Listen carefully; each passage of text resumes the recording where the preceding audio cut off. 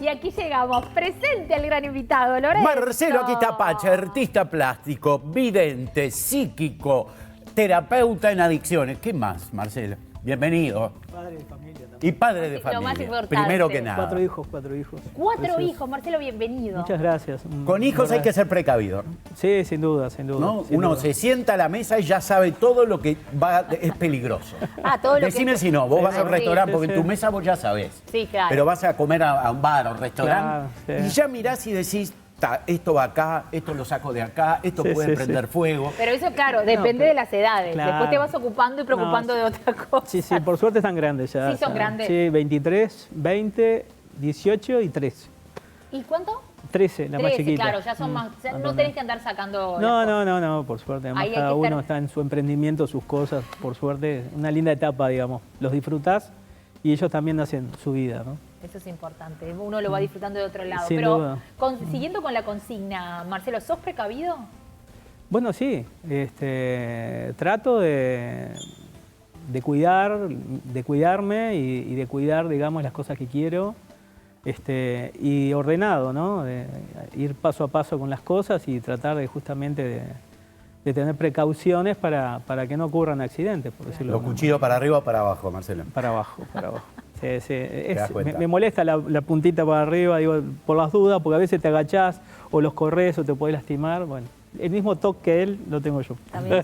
El termo, ¿lo cerramos cada vez que se Ay, vamos? eso o- tenés razón, ¿Ve? yo lo hago también. No lo había visto. Yo lo hago en realidad para que no se enfríe el agua. Está bien, está bien. Pero vamos a ponerle épica y decimos Claro, que para que para que quede nadie lindo. se queme. Bueno, yo no tomo mate, entonces no uso entonces ahí termo. no es la... Café con leche, ¿no? Está bien, bueno. Hay que tener cuidado para que no se... También, no se derrame. Sí, es verdad, es verdad. Me imagino que como persona que ve cosas que de repente sabés cuándo te vas a quedar sin leche.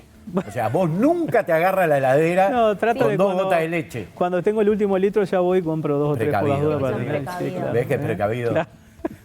Marcelo, hablando de todas estas precauciones que uno tiene que tener y aún así hay veces que se nos van escapando situaciones, hablas de que sos papá de familia, que tenés 4 hijos, por tu profesión, por tu don, imagino que te has topado con grandes situaciones difíciles.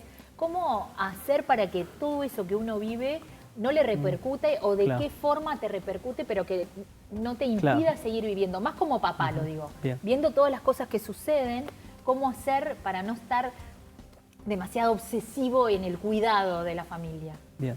Bueno, yo en realidad tengo muchos proyectos, ¿no? Y digo, esos mismos proyectos que me apasionan, los amo, son cables a tierra, ¿no? Que de alguna manera me permite seguir fluyendo y seguir viviendo, digamos, sin que las cosas que a veces me involucro me afecten, ¿no?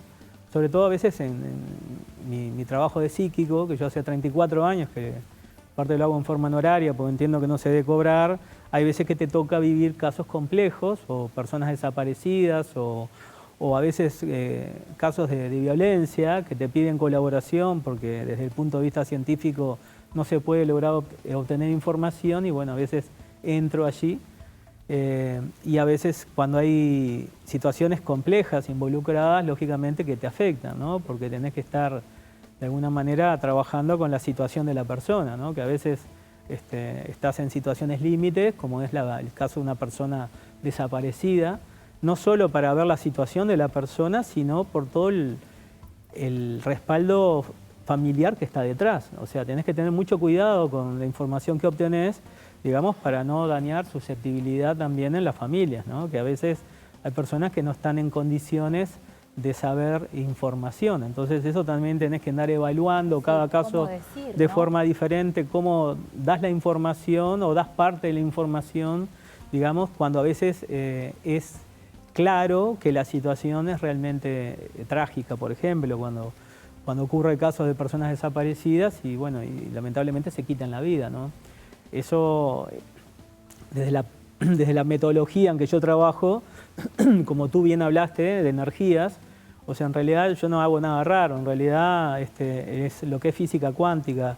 El espacio, el hecho de estar vivos, estamos emitiendo información a través de los sentidos, o sea, es más fácil explicarlo, es como que fuéramos un GPS natural. Lo que no tenemos es la tecnología que puede capturar esa información. Pero una mente entrenada puede obtener. Y básicamente lo primero que hago cuando una persona desaparece es tratar de ver la situación en que se encuentra. Y eso, digamos, una vez que tú tenés desarrollado la metodología, es, digamos, relativamente fácil, y por eso a veces tenés que tener cuidado en cómo expresás la información, ¿no? Por ejemplo, el hecho de estar vivos, yo lo que hago siempre en el caso de una persona desaparecida o en caso de un homicidio es tratar de conseguir los elementos, o sea, el nombre completo, fecha de nacimiento, una fotografía impresa y en lo posible una prenda. O sea, eso puede parecer una brujería, pero no lo es. En realidad lo que hago es conseguir emitir la señal que solo esa persona puede estar generando. Una prenda, como te decía, es más fácil explicar, es como que fuera un pendrive. O sea, una vez que tú utilizas una prenda, lo que haces es transferir información a esa prenda. No tenemos la tecnología para extraer, pero una mente entrenada lo puede hacer. Las características de la física cuántica permite que esa prenda de alguna manera se vaya cargando de información. Es como que se va actualizando, o sea que uno podría buscar una persona de 40 años con una prenda que usó a los 10 años, por ejemplo. ¿Sí? Correcto, y la información que yo obtengo es actualizada, ¿no? Ahora, nosotros emitimos una energía cuando estamos vivos. Claro. Cuando morimos, emitimos energía.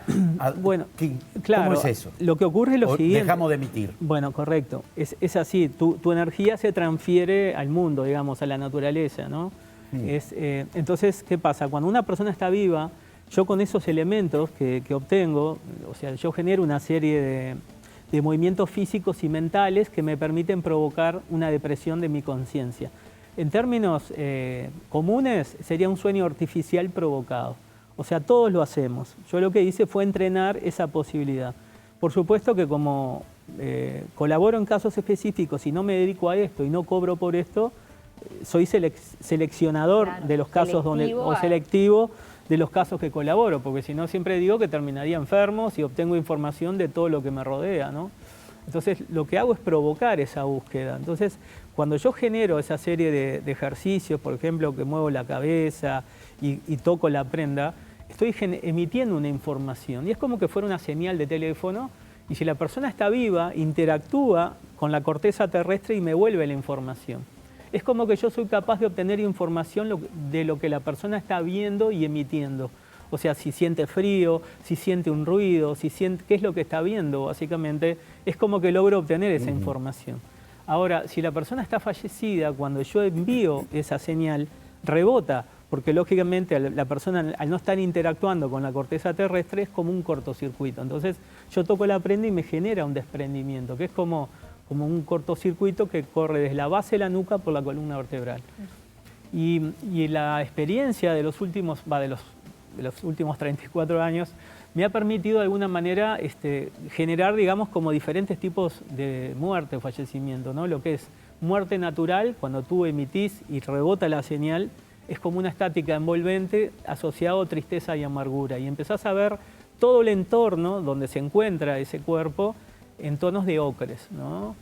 Después, si la persona es muerte violenta, por ejemplo, un homicidio, envías la señal, rebota, pero te viene información intensa y leve, y empezás a ver todo como un tono chirrioso de movimiento, como que fuera un video, aquellos televisores, ¿se acuerdan? Los primeros de colores intensos que lo miraba la gente, muy intenso, porque era el color nuevo que querías ver. Es como que fuera todo intenso y empezás a obtener información de la víctima y del victimario. Eso muchas veces sirve a la policía como una forma de línea para seguir la investigación, sobre todo en cuanto al entorno de la víctima, por ejemplo. Y después, el más complejo de todos, y es que el más desagradable y el que me queda lógicamente como una resistencia a tratar de quitarlo, es el tema del suicidio, ¿no? Que allí tú querés entrar y rebota la señal y es como un desprendimiento muy intenso. Y la claridad del arrepentimiento de esa muerte. O sea, el 99,9% de las personas que se quitan la vida se arrepienten, pero cuando se arrepienten ya es tarde. Entonces es como que en una milésima de segundo se les pasa la vida y el arrepentimiento que sienten, pero ya no pueden volver atrás, ¿no? Y que tú lo percibes. Y yo lo percibo, y muchas veces esa percepción viene asociado a la forma en que se infligió la muerte. Entonces, para mí, genera una carga energética muy, muy desagradable, que es lo que me queda como un residuo de esa estática durante un rato, que es lo que me cuesta, digamos, a veces asimilarlo, ¿no? De hecho, a veces me traen una prenda, siempre yo pido que me la traigan en una bolsa o en una caja, y me dan la bolsa y ya me genera el desprendimiento. Ya, o sea, antes de nada, ni siquiera el nombre ni nada, simplemente tocando la bolsa, ya sé que la persona se quitó la vida, ¿no? Esa es la intensidad. Y qué difícil, como decías tú en el inicio de la nota, poder contarle a la familia, encontrar la forma de comunicarlo también. Sin duda. Y qué difícil para ti después correrse de eso, y continuar, ¿no? Hablabas de todas las otras actividades que tú también tenés, que son como esos puentes. Y cables a tierra, ¿no? Cables a tierra ¿con cuál es la que vos decís, bueno, con esto puedo volver a conectarme, salir de tanto dolor? Bueno, nosotros trabajamos con adicciones, que estamos ayudando a muchísima gente. Vamos por un lado diferente, el que va a la ciencia y la medicina, que básicamente evolucionó igual que el cerebro inteligente. O sea, desarrollan opiáceos de la propia droga, la sintetizan y le dan eso a cambio. Nosotros vamos por un lado diferente. Por otro lado, ¿por dónde vas, Marcelo? Accedemos al subconsciente, que es el cerebro que yo utilizo como mi trabajo como psíquico, que todos lo tenemos, pero no lo usamos. Lo que nosotros logramos es la llave de acceso al subconsciente. Básicamente lo que hacemos es hackear al adicto, exponemos al subconsciente a un proceso fabril asociado a la adicción que el cerebro inteligente tiene. Como el subconsciente tiene tu edad, pero intelectualmente es un niño de 3 años que está en un calabozo oscuras toda su vida, él absorbe la información y esa información la guarda directamente en el borne adictivo. Ese borne que el cerebro inteligente necesita que sea positivo para generar la adicción y para generar sobre todo el famoso síndrome de abstinencia, si no le das lo que él quiere, nosotros lo que hacemos es negativizarlo. O sea que básicamente es como que le desenchufamos la zapatilla. Entonces, una persona adicta al alcohol o a la cocaína o al cigarrillo sale de la sesión y no tiene ganas de fumar o no tiene ganas de beber. O sea, es como que ve un vaso de whisky, es como que ve un vaso de orina, ¿entendés? Entonces, se le hace muy fácil no volver a consumirlo. ¿Y cuánto tiempo es que se ve el resultado? Porque si sale de la sesión y ya tiene ese rechazo sobre esa adicción. Es inmediato. Es inmediato. En una sesión logra generar cambios estructurales, ¿no? ¿Por cuánto tiempo? Bueno, mientras tú no consumas, funciona. El problema es que las adicciones no se curan, se controlan. Entonces, si la persona a los 2 años vuelve a probar el cigarro, vuelve a probar el alcohol o vuelve a probar la cocaína, se genera un bloqueo en su sistema, porque es importante aclarar a la gente cómo funciona una adicción. Lo importante es que nosotros cuando nacemos, o sea, nuestro cerebro funciona eléctricamente, o sea, la electricidad se genera por procesos químicos. No pueden generarse 2 procesos químicos simultáneos. Siempre el químico más poderoso prevalece sobre el más débil, ¿no? Eso es ciencia, ahí no podemos errar y funciona así nuestro cerebro. Ahora, ¿cómo te agarran en una adicción? Cuando nosotros nacemos solo con el subconsciente, que es este cerebro fantástico que todos tenemos. Lo usamos como un reservorio de información, cuando en realidad su potencial es mucho mayor. Es tu piloto automático, utiliza un idioma binario, igual que el universo y la naturaleza, y básicamente él se ocupa de mantenerte vivo. Cuando nacemos, él viene lubricado con endorfinas, o sea, las endorfinas es la química, la estabilidad emocional, del control, de la voluntad, de las ganas de vivir. Es lo que nos mantiene vivos, es el elixir de la vida, ¿no? Ahora, ¿cuál es la química más poderosa que genera nuestro sistema? Es la adrenalina natural, que se genera a nivel de las glándulas suprarrenales. ¿Qué es? Es una reacción química en cadena que a nuestros ancestros permitía sobrevivir, lo que se llama ataque-huida. Pero esa adrenalina natural tiene la condicionante que una vez que ocurre el suceso de ansiedad, se degrada, desaparece de la corriente sanguínea. La adrenalina artificial que está contenida en el cigarrillo, en el alcohol, en la marihuana, en la cocaína, en las bebidas colas o en muchos alimentos ultraprocesados, no solo no se degradan, sino que se acumulan y son hasta 1000 veces más poderosas que la adrenalina natural. Entonces, ¿qué pasa? Hay un porcentaje de nosotros, cercano a un 60%, que cuando tomamos contacto con un producto químico adictivo poderoso, como es el cigarrillo o el alcohol o la marihuana o la cocaína o incluso las bebidas colas, se genera un bloqueo químico en el sistema y el subconsciente deja de generar endorfinas. Entonces, ¿qué pasa? Se te va el efecto de la nicotina, te angustias y te deprimís. ¿Qué necesitas? Más nicotina, más alcohol, más marihuana, más cocaína, más bebidas colas. O sea, lo que hace la industria química es bloquear nuestra capacidad natural de generar endorfinas y genera una dependencia química artificial. esas mismas industrias que desarrollan estos productos químicos adictivos que terminan generando dependencia y enfermedades terribles en nosotros, son las mismas industrias que después invierten en laboratorios donde desarrollan medicamentos o tratamientos para mantener con vida a esas personas. Entonces, te venden un producto químico adictivo poderoso, que tenés la necesidad de pagarlo a determinado precio de plaza, porque tenés una adicción química a esa sustancia que ellos mismos te provocaron, y cuando tengas un cáncer terminal o una cirrosis o un EPOC, te van a vender un tratamiento al precio que ellos quieren. Claro. Y si no lo pagás, te morís. O sea, es un negocio cruel, es un negocio ruin. Circular. El problema es que nuestro cerebro inteligente, que debería defendernos y trabajar para nosotros, se ha transformado en un político corrupto que lo único que le importa es la sustancia química. Y como es un procesador de información, no tiene sentimientos. O sea, es como la inteligencia artificial. Es capaz de destruir nuestro propio sistema con tal de cumplir su objetivo.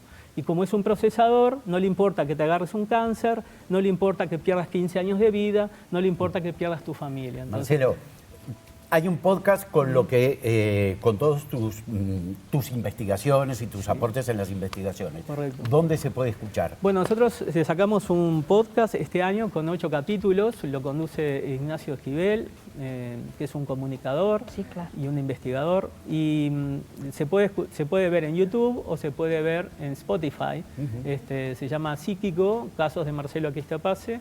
Y bueno, y cuentan un montón desde cómo pensé, el niño psíquico, cómo me fueron pasando algunos casos, y se cuentan casos realmente muy específicos desde la perspectiva de un psíquico, y realmente, bueno, y están condicionados en el lugar, es en el museo que estamos trabajando ya hace 2 años, que va a ser algo realmente increíble para la región, que va a ser un museo de la mente.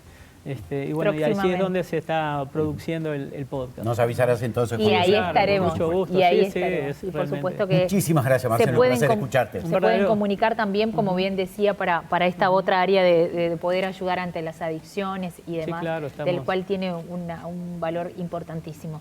Gracias, Marcelo. Gracias a ustedes. Nos quedamos como siempre cortos de charla, pero quedará para la otra oportunidad cuando vengas a contarnos que se abre el Museo de la Mente. Y lo felicito, bueno, por este emprendimiento increíble. Muchísimas gracias, Marcelo, un placer.